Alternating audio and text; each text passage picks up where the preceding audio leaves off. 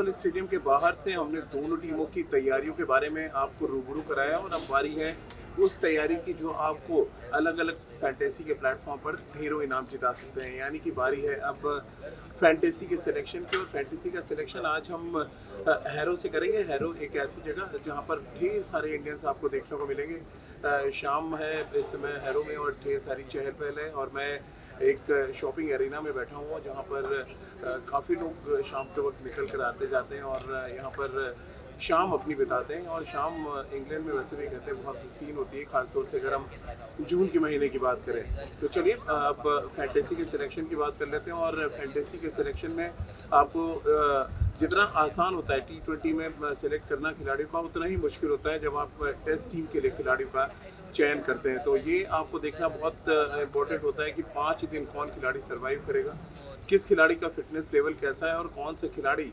यहाँ पर अच्छे फॉर्म में होने के साथ साथ उसके बाद वो फॉर्मूला है कि मैच के 5 दिन कुछ ना कुछ वो कंट्रीब्यूशन कर पाए।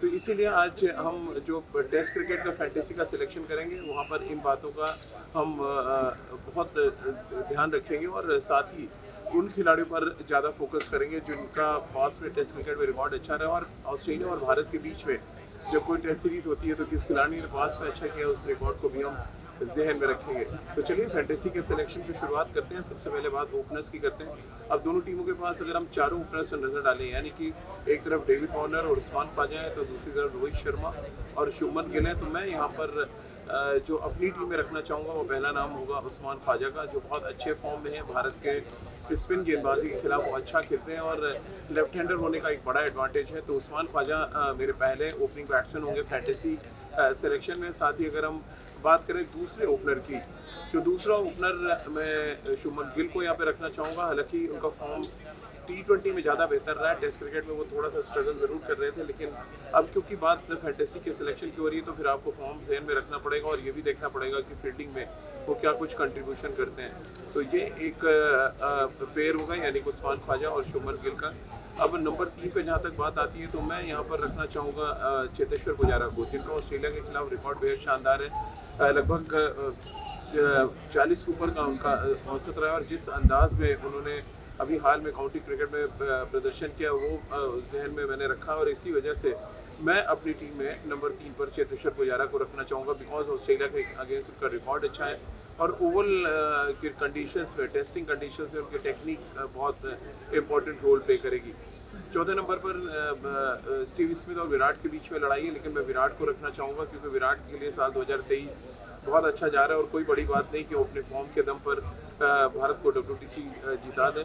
तो मेरे लिए जो फैंटेसी के सिलेक्शन में जो मेरा नंबर 4 पर बल्लेबाज है वो स्टीव स्मिथ ना होकर विराट कोहली होंगे। नंबर 5 एक बड़ी लड़ाई है जहाँ पर हम अजिंक्य रहाणे को टीम में लें या कैमरून ग्रीन को हम टीम में रखें, ये एक बड़ी चैलेंजिंग बात होगी, लेकिन मैं यहाँ पर कैमरून ग्रीन के साथ जाऊँगा क्योंकि वो गेंदबाजी अच्छी करते हैं। T20 में अच्छा फॉर्म उन्होंने दिखाया और ऑस्ट्रेलिया के लिए जब वो टेस्ट मैचेस खेले तो उन्होंने बहुत शानदार बल्लेबाजी की है।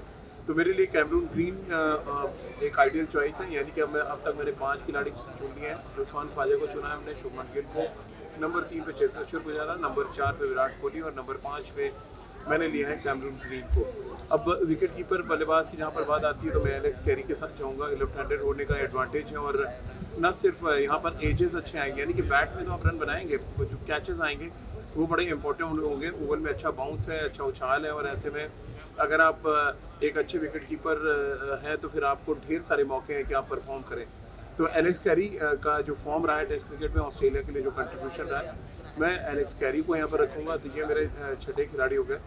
नंबर 7 पे जहाँ तक बात आती है रविंद्र जडेजा, ऑटोमेटिक चॉइस है, लेफ्ट आर्म स्पिनर है, फील्डिंग में कंट्रीब्यूशन रहेगा, 5 दिन फिट है, बहुत एथलीट है। तो मैं ये भी देखूँगा कि 5 दिन कौन सा खिलाड़ी है जो मैदान पर अच्छा प्रदर्शन कर सकता है। तो रविंद्र जडेजा मेरे होंगे 7वें नंबर पर। फिर आते हैं 4 गेंदबाजों की बारी आती है और ये थोड़ा टफ सिलेक्शन होगा यहाँ पर, जहाँ पर मैं शायद 23 गेंदबाजों में नंबर 1 पर मैं मोहम्मद शमी को लूँगा बिकॉज ऑफ उनकी सीम पोजीशन और ओवल में जिस तरह की बाउंस की बात हो रही है तो वो एक बड़ा इंपॉर्टेंट मुद्दा होगा। तो मैं यहाँ पर मोहम्मद शमी को रखूँगा और मोहम्मद शमी के साथ साथ मैं बॉलैंड को रखूँगा जिन्होंने बहुत शानदार गेंदबाजी की है नेट्स पे, और आप चौंक रहे होंगे मैं मिचेल स्टार्क को नहीं ले रहा, मैं पैट कमिंस को नहीं ले रहा, मैं बॉलैंड को इसलिए ले रहा हूँ जिस तरह का मूवमेंट उनको मिला और जिस तरह से लेबुशेन और स्टीव स्मिथ को उन्होंने ओवल के मैदान पर प्रैक्टिस सेशन में परेशान किया, उससे संकेत मिले कि वो बहुत अच्छे फॉर्म में रहे हैं और बड़ा इंपॉर्टेंट रोल, अगर ऑस्ट्रेलिया को ये WTC जीतना है तो बॉलैंड को ये रोल प्ले करना पड़ेगा। तो ये हो गए शमी और बॉलैंड यानी कि 7 और 2, अब 2 जगह बच रही है। एक जगह मैं यहाँ पर नेथन लॉयन को दूंगा एज अ स्पिनर, और जिस तरह से बाउंस की बात हो रही है और जिस तरह से ड्यूब बॉल का सीम होता है, यानी कि 25-30 ओवर के बाद जब आपको कंसिस्टेंटली एक टप्पे पे बॉल डालनी होता है, नेथन लॉयन से अच्छा ऑप्शन आपके पास कोई नहीं हो सकता। अब एक बॉलर के बीच में लड़ाई है, यहाँ पर आप सिराज को लेना चाहेंगे या मिचेल स्टार्क को लेना चाहेंगे, तो मुझे जहाँ तक लग रहा है कि मैं यहाँ पर मिचेल स्टार्क के साथ जाऊँगा। लेफ्ट आर्म सीमर हैं और लेफ्ट हैंड सीमर्स हैं, उनका रिकॉर्ड जो है भारतीय बल्लेबाजों के खिलाफ बेहद शानदार होता है। तो ये मेरी 11 है, यानी कि हैरो बड़ी खूबसूरत सी जगह इंग्लैंड की, जहाँ पर मैं बैठकर इस समय आपकी फैंटेसी की टीम बना रहा हूँ, फैंटेसी का सिलेक्शन कर रहा हूँ, और उम्मीद कर रहा हूँ कि आप बहुत बारीकी से, बहुत ध्यान से मेरी बात सुन रहे होंगे।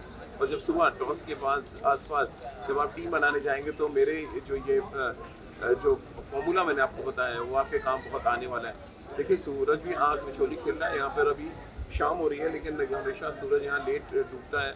तो देखिए अभी सूरज बाहर आया, पूरे दिन आज बहुत ठंड थी यहाँ पे, आप जैकेट में मुझे देख भी रहे हैं। तो अब फैंटेसी में अच्छी टीम बनाकर आप अपने माहौल को बदल सकते हैं। जिस तरह से यहाँ पर मौसम बदलता रहता है उसी तरह से आप अपने मिजाज और मौसम को बदल सकते हैं ढेरों इनाम जीत कर।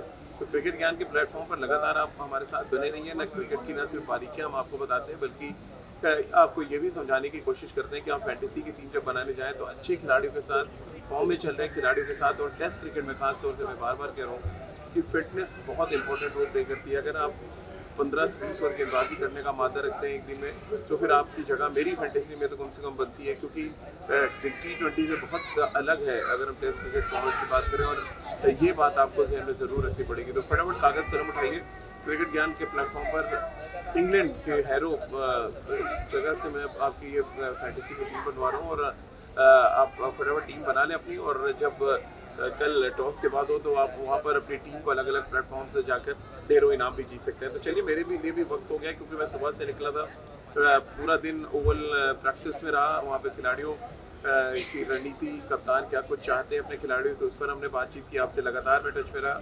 और अब बारी थी शाम होते होते कि जब मैं वापस अपने गंतव्य स्थान पर जाऊं जहां पर मुझे रुकना है, वहां पहुंचूं उससे पहले मैं एक अच्छी सी जगह रुककर आपको बताऊं कि आप अपनी फैंटेसी की टीम कैसे चुनें। तो हमारी ये कवरेज इंग्लैंड से लगातार जारी रहेगी, पल पल का अपडेट हम आपको देते रहेंगे। अभी के लिए क्रिकेट ज्ञान के प्लेटफॉर्म पर फिलहाल इतना ही।